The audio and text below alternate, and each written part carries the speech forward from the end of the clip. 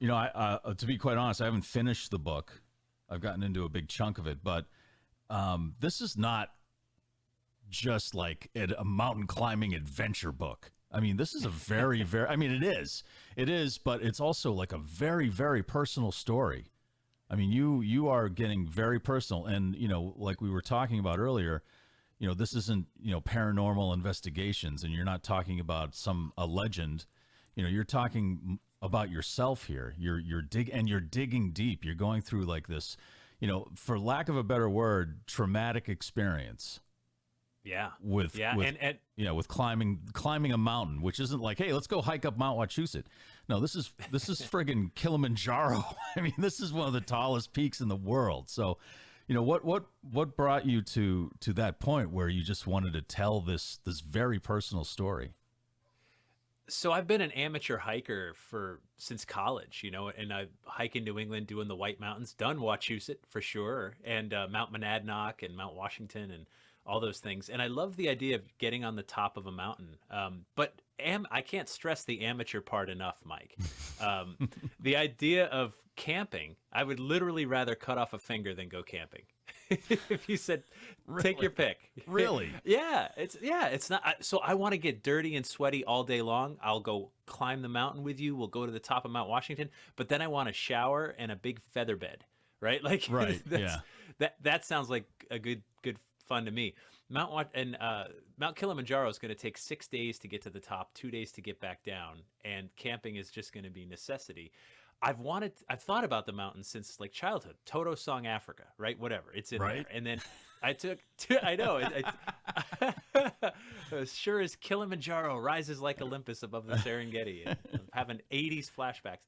I took Swahili in college, like 2 semesters, which was weird because and the reason is because my last name, Belanger, is Belanger in French. And I took French 1 and I failed because the teacher's like, with a last name like that, you should be literate. I'm failing you. And I was like, great, thanks. I've been here so long, my great-grandparents called us Belanger, right? So so wait a minute, wait. You took Swahili. 2 semesters. Twice, yeah. What school offers Swahili? What school is this? Hofstra University. Oh, We're okay. the Harvard. Oh, the okay. Harvard of Hempstead, New York. Right. So, it was a funny kind of quirky thing. My mom's like, "When are you ever going to use that?" I'm like, "Oh, you never know." 20 years later, hey mom, who's got egg on her face now? Yeah, right. I'm going to Tanzania. So, so I mean, there was that, and then so I've always thought about it because it's not a technical climb. So a technical climb is like the ropes and the hanging the, nailing the spikes into the side of the mountain and risking your life on a rim, the ropes and stuff. Yeah. It's a manual climb. If you can hike Mount Washington, you can do Kilimanjaro as long as you can handle the altitude and the days away and all that other stuff. So, but the real impetus for doing it back in 2017 actually started in 2013 when my brother-in-law Chris was diagnosed with cancer. And it's one we just did not see coming at all. He was 44 years old at the time. He was having weird stomach problems. And then the doctor tells him, man, you've got tumors, lots of them, and they're everywhere. And you've got 18 to 24 months to live. And that just took us all by surprise. And my nephew was 3 years old at the time. And during the next 2 years, Chris and I got a lot closer. We talked a lot because my sister was pretty much in denial. And Chris is like, hey, you're a paranormal guy. You're into some pretty weird stuff. And I said, yeah, that's true. He said, well, I'm going through something pretty weird. And I said, you sure are. And he couldn't talk about death with anyone but me. Right. Like I was okay with it because, like, let's face it, I sort of made a whole living around death and dying and cemeteries and haunted places. Huh. And so he felt very comfortable talking about this thing with me. And I was okay with listening to it. And so he and I got a lot closer. I remember him calling me from the hospital this was now December 2015. And he's like, man, this was weird. Last night I was in my hospital bed and I woke up 20 feet above my body looking down at myself. And I just went, whoa. I mean, I said, what happened? He said, well, I'm scared of heights. I was petrified. Next thing I knew, I was back in my body because I was scared. And then he called the next day. He said, it's happening again. and it's not so frightening. And it was happening to him like every day. Wow. And then it was, about a week after that, the doctors say those words that you just never want doctors to say, and that's there's nothing more we can do. It's time to go home to hospice care. And so they rented a hospital bed. There's an oxygen machine. There's a hospice nurse there for him, and we go to. I go to see him a few days after that, and it's weird, when he lives in Connecticut. It's weird when you make a long drive to see family, and this is not a visit per se. This is the big goodbye, Right. because Right. it's clear his organs are failing. We're down to days, hours even. And when I get there, Mike, it was crazy. So like his skin was just yellow, and I know this is not a normal color for any human being on Earth. He's got jaundice. I know that, horrible jaundice, because his organs are failing. But the sunlight's coming through the window, and he was just glowing like this golden Buddha, just golden. And we talked for like 3 hours about death and dying, and he talked about how. I said, "What about the out-of-body experiences?" He said, "Yeah, they're still happening, but now I'm seeing things." I said, "What do you mean you're seeing things?" He said, "Well, first I saw my cat from childhood, and I never even liked that cat, And I said, "Oh, okay." And then he said, "But then I saw my grandma, and I was close with my grandma." And I said, "What do you think this means, this out-of-body stuff?" And he said, "The best I can figure is that there's something inside this broken machine that's getting ready to break out and stay out." And he wanted to tell me that because my sister wouldn't hear it, and he wanted me to tell her. He wanted me to tell others, Right. and so I did. Wow. Yeah. Jeff, I had a similar experience with my father who passed away. He had liver cancer, and I had to fly Yeah. to Taiwan. And same thing. I knew I was flying to Taiwan basically to stay with him till the end. And but I always wondered that's something, because he said he would see, he was in and out, in and out. There were times where he would not even know English anymore, and then he would pop out of it and he'd be normal, and then it was just a roller coaster of different emotions. And anyway, he kept saying he saw people in the room.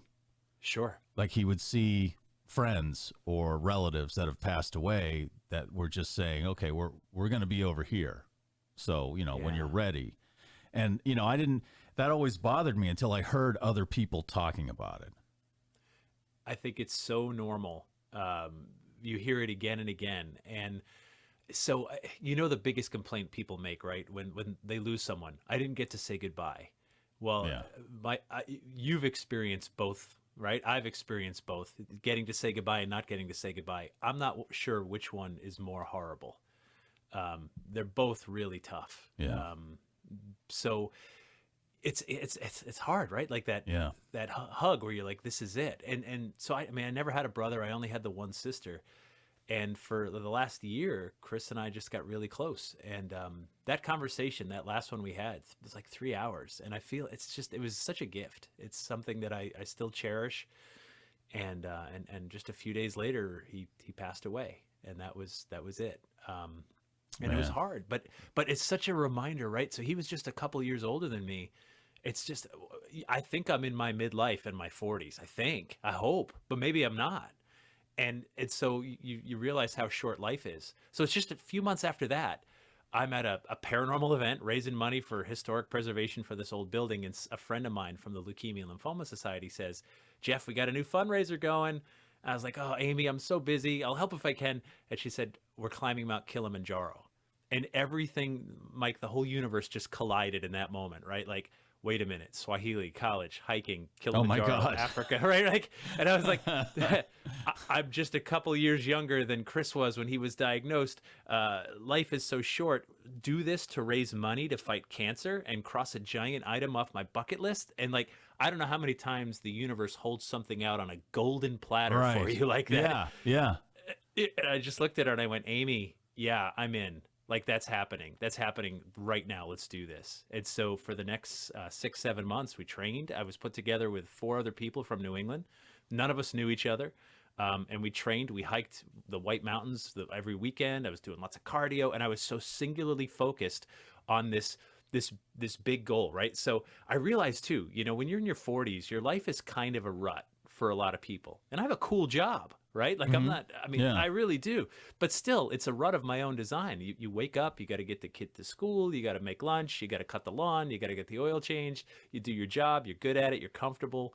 And having this realization, I had this weird realization. I don't know if you've ever gone through anything like this, but I said, oh man, I am never going to play in the NFL. Right. Oh yeah. Right. Yeah. There's a point where you're watching, like I love baseball, and there's a point where you're watching baseball and you're like, hey, I'm way older than all these guys. How did that happen? This is like something I wanted to do when I grew up, and now I'm grown up. I'm past grown up. And there's like these guys who are like 20 years old starting to play the game. Yeah, absolutely. Yep. I know exactly how you feel. And it's done. And ask me about playing high school football and college football. I played neither. Right. So like it's stupid. Right. I'm going to take up pro football in my 40s. Right. Yeah. Yeah. Exactly. But you start to realize certain ships have sailed. Yeah. Yeah, but I mean, climbing climbing a mountain, I to me would seem like it's tougher than either of those sports that we mentioned.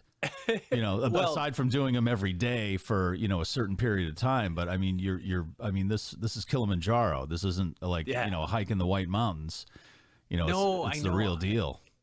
Oh, I get it. So it was kind of cool to get so singularly focused on my fitness. I was eating better. Like you go out with friends and you're like, oh, look at that double cheeseburger. That looks amazing. And you just go, oh, is that going to help me get up that mountain? Probably not. Yeah. And, exercising, some days you're busy. You're like, I'll run tomorrow. Like, no, I have to, I don't care how busy I am. I'm running today and I'm doing my weights and doing planks and all the other stuff and just focusing on all that fitness. Because I didn't want to fail. And at the same time, I was raising money for the Leukemia and Lymphoma Society. And I was telling everybody that I was doing this. I would tell like the grocery store checkout people like, hey, I'm climbing Mount Kilimanjaro. And I did it in part because I knew I would have to answer to all of them. Right. Like, hey, I see you in the grocery store every week. Like, you're going to ask me, how did it go? And I don't want to look you in the eye and say, I didn't make it. And right. So I was doing all this as a motivator, like don't fail because you don't want to come back and tell all these people you didn't make it. So it was really cool to have this big thing in the middle of my life, and then to finally get there and get to Africa. I'd never been to Africa, and like be the only white guy in the whole town. Wow. Like just all these experiences that I've never had, and seeing a part of the world that's and by the way, a part of the world where like literally the first humans came from, if I traced my lineage back far enough, it would land somewhere around Mount Kilimanjaro. Right. And right. It was really kind of cool to be there and just feel this connection. And then, once we started on the mountain, at first, like day one really is just like it's a walk in the park. It's just a trail. There's woods. It's only like 70 degrees. It's comfortable because it sits just below the equator and straddles Tanzania and Kenya in Eastern Africa. Right. And it's hot. It's arid around there, I would imagine. Yeah. Well, yeah, so it's a forest at first. But we had to pack for literally 4 seasons because it's summer at the bottom. It's going to be like spring, fall once you get above the tree line, and it's going to be crisp and cool. And the top is an Arctic tundra, literally with glaciers. Wow. And I was like, so 4 seasons in the span of 6 days. And this is where coming from New England comes in handy because we can do 4 seasons in one day, right? Yeah, exactly. Child's play for us. Yeah. But we're walking through and it's like, my head is so mixed up. I'm like, oh man, I'm missing work. All this money away from my family. We could have taken a vacation. And then suddenly you look up in a tree and you see like monkeys, and you're like, whoa, we are not in Massachusetts anymore, Toto. Yeah. This isn't Mount Washington. No. Yeah, this is Africa. Those monkeys could jump on my face and rip it off if they so desired, right. They didn't, not to spoil the story, but they did not. They just let us pass. But it was one of those moments where you're like, okay, yeah, no, I'm in a foreign land for sure. Well, that's so you start climbing. At this point, you're supposedly in shape and everything. You've trained, you've avoided the cheeseburgers, you've psyched yourself up. But reading through the book, it seems like no matter how hard you train, it seems like it's still going to be a massive struggle because of the atmosphere and the climate that changes so quickly. Yeah, the altitude is the thing that gets the trickiest. So day one is really no big deal. We start at like 8,000 feet, we go to 9,000 feet in altitude, and I've been in that in Colorado before. You feel it a little bit. Like if you went to jog up a hill, you'd be like, "Ooh, that's a little more winded than I would usually be." But it's not a big deal. But the big deal that first night was sleeping. I had this mattress pad, self-inflating mattress pad under my sleeping bag in a tent. And I'm looking at it, I'm like, I'm 195 pounds. How is this thing going to keep me off the dirt ground? Right. And then when I laid down for the night, I went, oh, it's not. It's just not at all. And they're like, where's my feather bed back home? And then you start thinking, man, am I this soft in my 40s? If I just got this soft, I can't do a night in a tent with a mattress pad and a nice sleeping bag. And you got my cut out for it. But as we get higher, once you're above the tree line, and that's day two, like day two, you get above the tree line and it gets colder. And now we're at like 10, 11,000 feet. And that you really start to feel. And so we go so unnaturally slow. But it takes like 2 or 3 days of being on the mountain where I finally start to kind of feel this like disconnect from worrying about email and my office voicemail and my job and my family to just being like a guy who's just eating, sleeping, walking, and moving on to the next spot. And I just broken down to a very simple life for a few days, and it was kind of magic. It's so quiet up there. You don't hear any cars or trains or anything at all. You're too far away.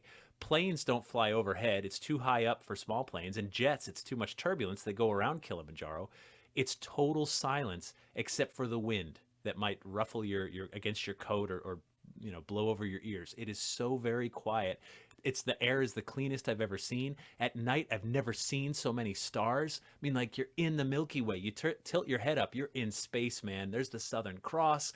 There's, like these constellations you don't see because we're in the Northern Hemisphere, and the whole Milky Way. And it was just unbelievable to finally hear some like inner quiet that I don't recall maybe ever in my life experiencing until I got to this like simple life. And that was magical.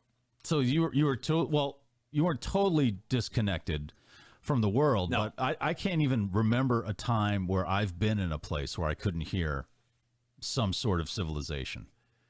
It's even out in the woods, even on top of, Mount Wachusett, or, if I'm hiking around wherever, you can still hear or see something. You see a plane, you see a cell tower. Yep. Stuff like that. And so that must have been mind blowing, as well as your body reacting to the climate. It must have been kind of mind blowing, I guess, experiencing that for a while. And also being a dad and a husband, you're like, oh man, if something goes horribly wrong and my family needs me, there's nothing they can do. Nothing. And I had told them before I left, I said, look, silence means everything's fine. If your phone's not ringing, I'm fine. Right. So, I totally forgot about that whole thing, like preparing your family. Because this, again, you're climbing a huge mountain. So there's a lot of risk involved. And there is. And you mentioned in the book, there's bodies up there, Well, plaques marking where people died. The bodies are removed. Yeah. Oh, okay. But still, people have died doing this. So like that you had to prepare your wife and your family and say, look, there is a chance I might not come back. I mean, did you use those words? Well, what they don't know is I did triple check that my life insurance has fully paid up. That's cool. That's in place. You call them, hey, that's all paid up, right? And they're like, what are you doing? Nothing. Nothing. Just checking. Just a quick call. I mean, I don't know. We had guides and stuff. We got health checks along the way.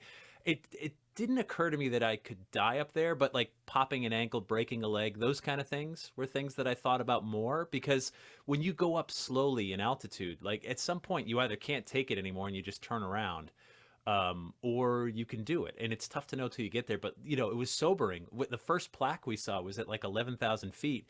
And that's not really enough altitude to kill you. But I'm like, someone died right here. Yeah. And I asked the guide, what is this? He said, oh, that was a lightning strike.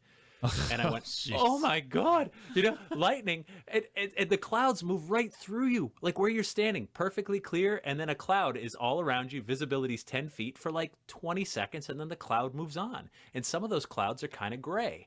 And I'm like, if they're electric, I'm in the storm. Like I'm in it. Yeah. There's nothing, what do? He's like, you throw your backpack down because it's poles and all kinds of batteries and stuff.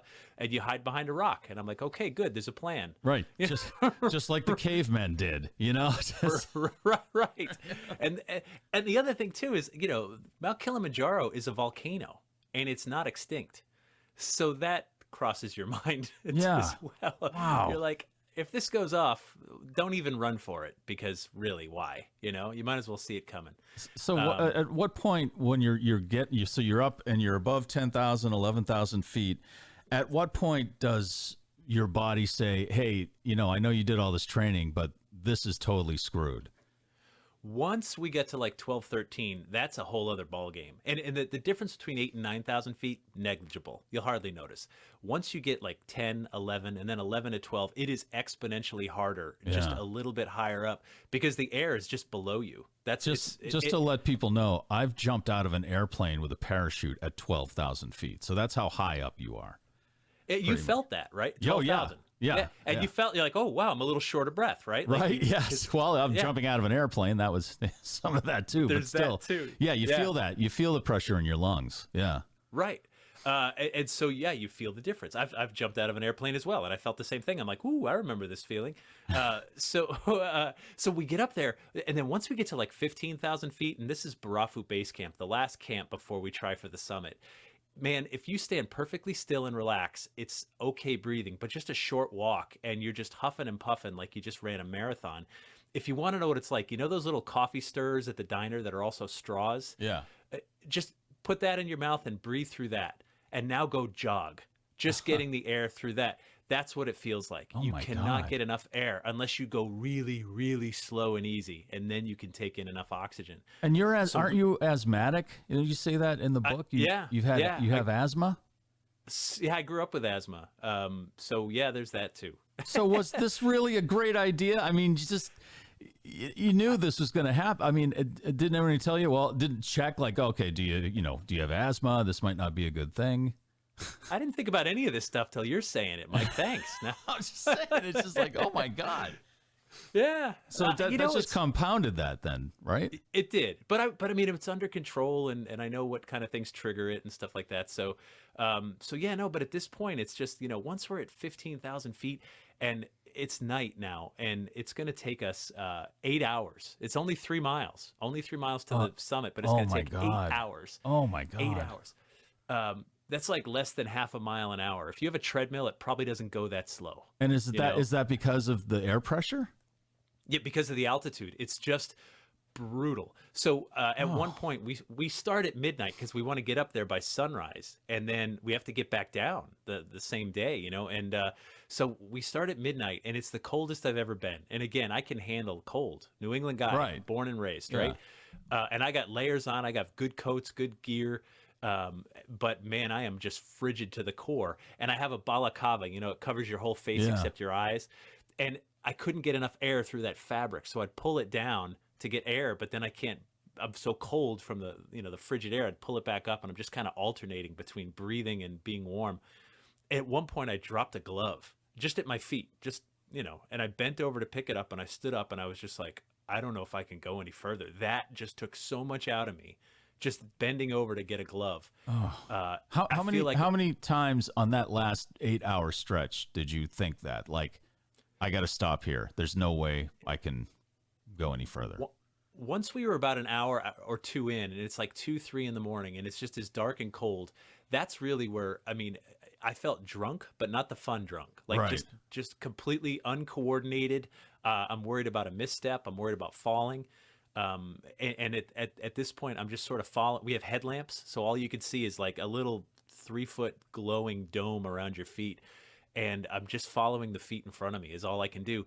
And it's weird. There's like this internal dialogue that was happening earlier about like, can you do this? Just come on, stay focused, trying to encourage myself.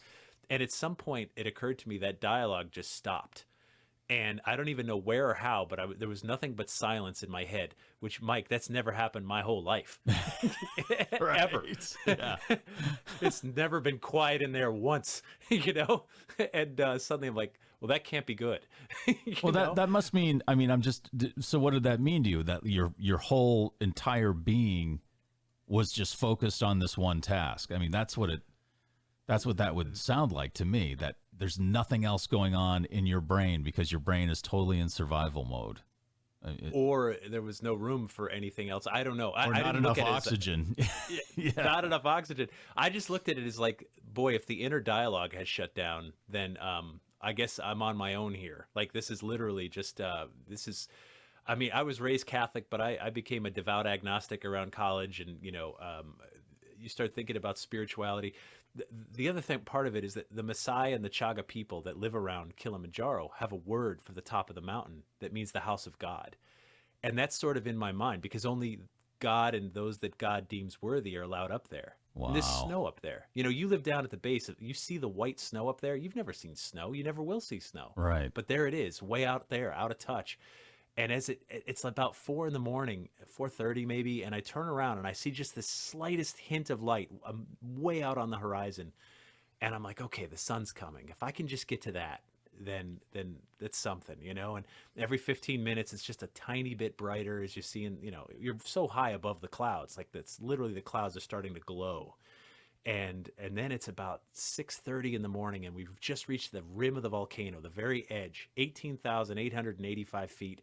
Stella Point, and I turn around and the sun is broken up above the clouds and the whole world is warmed up like 15-20 degrees, and it's this moment where I'm like, every emotion just came out of me. I'm crying, I'm laughing. I felt my brother-in-law Chris right next to me. I felt like this presence, this thing much bigger than me. Call it the spirit of the mountain, call it God, whatever you want, but this moment of like hope. And I was like, look, I'm going to make it. It's a foregone conclusion now. Like, done. Is another 500 vertical feet, another half mile to go. It's going to take another hour. But that's the moment where I was like, this is done. I just got to finish it. That's all that's left. But I knew it was just this like spiritual, deeply spiritual connecting thing that I'll never forget. It's like, you know, it's like taking, because you were talking earlier about being in a rut, and it's kind of like you're like a snow globe, and like you just pick it up and you shake it. You reach that point on the rim of the volcano, and it's just shaking, and it's all the stuff is flying everywhere. That's what's the rut is now. It's like all in motion. Oh my God, Jeff, that's just unbelievable. It was life changing. Like, just that sunrise, and I took a picture of it. It came out amazing. I've had it made into postcards and prints. It's in the book. You know, and what's the opposite of a rut but a mountain? Right? Yeah, you know, absolutely. Right. So, and then after that, like, you just sort of dragged myself, and then eventually there's the sign, and you reach out and you touch it, and that's great. It's like, that's the trophy, you know, that's the picture you get to come home. It's the trophy after the game, but the real game was all the way up to that point. And there's also this moment at the summit. We're only there for like 10 minutes taking our pictures, and then you got to go because you can't breathe and you got to get back down. But it hit me at the summit. I took a picture of me holding a photo of Chris, my brother-in-law, with my nephew, because I wanted to show my nephew. Yeah. And it occurred to me, I was like, oh my God, this is the halfway point. Yeah, you got to go down now, right? We are halfway. This is halfway. And I was like, oh my God, not only do we have to get down, I got to get home. Like right here, the next step starts my journey back home. And that felt good. It felt good to be like, I'm getting closer to home now with every step. And it was just this kind of like, I thought about my family, and I was just like, I want to bring this home to them. I want to bring this new guy, changed guy home to them. And then we just started down, and we get back down to Barafu Base Camp, and we get some food, and we rest for just a little bit because we got to get down to the next camp because we got to get off the mountain. And it's weird because it was one of those things where it took weeks, months for it to sink in. You know, that like, I just summited Mount Kilimanjaro, the tallest mountain in Africa, and I get to keep that forever and ever. Yeah, that's something you don't get that in the gift shop. There's no. There's no keychain that's gonna like make you feel that way. You know, that's unbelievable. That's, you know, and you're really great at describing it in the book, and the emotions you're going through, and everything. And like you said in the beginning, this is a very different thing than what people are used to you doing. You're you're doing research, you're exploring, legends and myths here in New England, and you're ghost hunting. And this is it's as real. There's no if. Like, there might be a ghost out on this rock where a ship crashed. You might hear some sound, but this is like, it just gets as real as possible. Yeah, and it was weird too, because like I can't stress that, like, I'm just the average dude, right? Like, you could do this, Mike. I promise you. I don't know. You could do this. No, I know you could. I mean, I've met you. I know you could do this if you wanted to, if that's what called to you, right? But what I love about it too is that, like, the mountain is the ultimate metaphor. Anything could be a mountain. Right. Trying to quit smoking can be a mountain to climb. I mean, trying to get over a breakup, trying to find a new job, like, these are mountains that are in our lives. But sometimes, especially when my life was just too comfortable, and it was really cool to put this really uncomfortable thing in my way on purpose and face it and come out of the other side, knowing that that's something that I can do, that I still have the grit. When you're 20, it takes grit to, like, pay your rent and sleep on your friend's couch and get your car fixed and find a job. And then you get soft somewhere along the way. You become a dad, and you got a job that you're good at and pays you enough, and you're comfortable. Yeah. And up there, I was like, man, I still got the grit. Yeah. Felt good. You Felt still good to see it. feel kind of invincible, like you did in your 20s. Yeah. Like, oh, it's still in there, and that was a good place to visit. Jeff, that's amazing. The book is The Call of Kilimanjaro: Finding Hope Above the Clouds. It's a really, I'm almost halfway through it, and it's got some really amazing pictures in it too. I want to let people know that there are pictures that go along with your story in here, which really adds to it, and some really beautiful pictures. And I just have to ask before we wrap it up, did you have any kind of thought at all? I know it seemed like you were hyper focused on the task at hand, but there any time that you had to do any kind of paranormal investigating while you were up there? Did you see any clues? Because people have died up there. So I don't know if was that even part of your thought process as you were going up the mountain or coming down? So there was one point when we were coming down, we passed another sign, and this time this person died from the altitude, because that was enough to kill you. And it was only a few years earlier. I mean, and the other thing too, this plaque, like, someone had to go back there and leave it. You know what I mean? Like, this is... Yeah, they had to lug that thing up there. Right. Yeah, you had to go back to leave this thing. And so you see that, and the Chaga people have a really interesting view of the spirit world. They think that it's super close by, and we're completely interconnected. So things we do right now can affect the spirit world, and things in the spirit world can affect us. It's a two-way street. It's back and forth. And so the notion of the spirit of that person who might be there to help you up the mountain if he so desired, or not help you if was the mood he was in, is something that was just matter of fact to the Chaga. And so when you see these signs that literally make you question your mortality, and I guess your sanity to some degree, like, am I doing this? Why am I doing this? Yeah. Those kinds of things occurred to me, but I didn't bring any EMF meters or Ouija boards or anything like that. I'm sure you would have gotten some good looks from your guys going, why are you lugging that thing up here? Because I got to write this off, and my accountant says if I do this. I got a podcast. A pod what? So it was more about my own spiritual growth as opposed to looking for ghosts. Well, I appreciate you sharing it and sharing it in book form, and really everybody should read this. The Call of Kilimanjaro, and Jeff Belanger, and you're still hosting the podcast and New England Legends, and you can get the app on your phone, which is great. And I really appreciate you sharing this story. Thank you so much for taking the time. Thanks, Mike. Good to talk to you again.